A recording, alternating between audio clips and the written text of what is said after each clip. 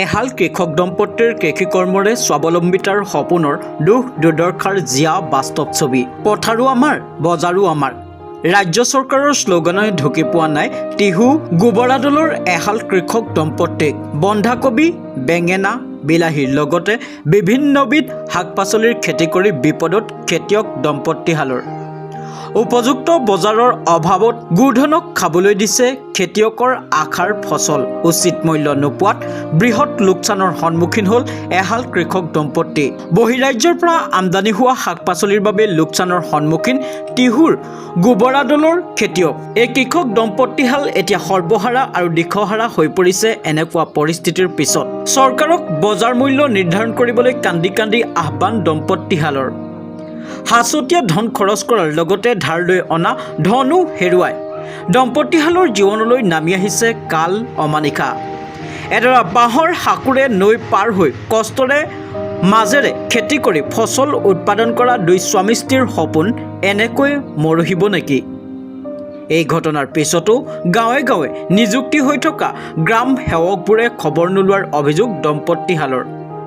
সংবাদ মাধ্যমৰ যোগেদি ৰাজ্যৰ কৃষিমন্ত্ৰীক আহ্বান দম্পতিহালৰ। আহক কৃষিমন্ত্ৰী অতুল বৰাই আৰু চাই যাওক আমাৰ পাচলিৰ পথাৰখন। Bureau report, Assam north east news live.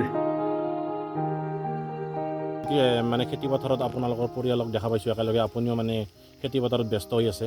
আমি কবি ৰুইছোঁ, বেঙেনা ৰুইছোঁ, 10 টকাত বিক্ৰী কৰিব লাগে। বজাৰত বিক্ৰী নহয় ছাৰ, 10 টকাত আমি পৰিয়ালখন পুহিবাই নোৱাৰে ছাৰ।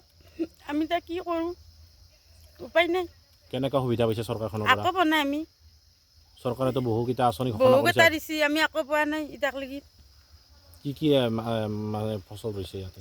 আমি বন্ধাকবি ৰুইছোঁ, ওলকবি ৰুইছোঁ, আলু ৰুইছোঁ, বিলাহী ৰুইছোঁ, জ্বালা ৰুইছোঁ, তিয়ঁহ ৰুইছোঁ, ভেন্দি কৰিছিলোঁ, ৰঙালাও কৰিছিলোঁ। সেইবিলাক আকৌ দাম নাই আৰু এনেই পানীত পৰি গৈছে। মানে প্ৰকৃত বজাৰ পোৱা নাই আচলতে। আকৌ পোৱা নাই। কি আহ্বান জনাব, মানে কি ক'ব আপোনাৰ আচলতে দুখৰ বেদনাখিনি মুখ্যমন্ত্ৰীৰ লগতে কৃষিমন্ত্ৰীক? আমাক এতিয়া মুখ্যমন্ত্ৰী ছাৰে আমাক এতিয়া কিবা এটা সহায় কৰিব লাগে। PM কিষাণৰ ধন পাইছে নেকি পোৱা আপুনি? নাই ছাৰ।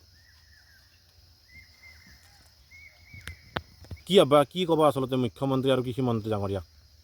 আমি এতিয়া কি ক'ম, ইমান কম দামত বিক্ৰী কৰি গাড়ী ভাড়া কৰি বজাৰক লৈ যায়, ঘিউৰ বজাৰক, তাতে বিক্ৰী নহয়, আনি পেলাই গৰুকে আৰু খুৱাব লাগে।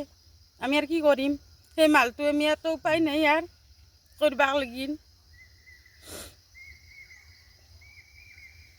কি ক'ম, ৰাজ্য কৃষিমন্ত্ৰী চাই যাওক, খেতিখন চাই যে আমাক কি সহায় দিয়ে দিয়ক তেওঁ, আৰু আমাৰ ক'ব লাগে আকৌ আৰু উপায় নাই। কি ক'ম আমি? কৃষি ঋণৰ মানে ব্যৱস্থা কৰিছে চৰকাৰখনে, সেই ঋণ কিবা যোগাযোগ কৰিছিল নেকি বেংকৰ লগত? কৰা নাই আমি।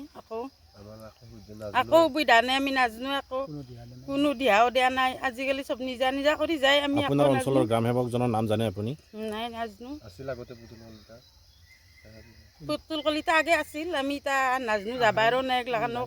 আমি আৰু সেনেকৈ শিক্ষাও নাই আমাৰ।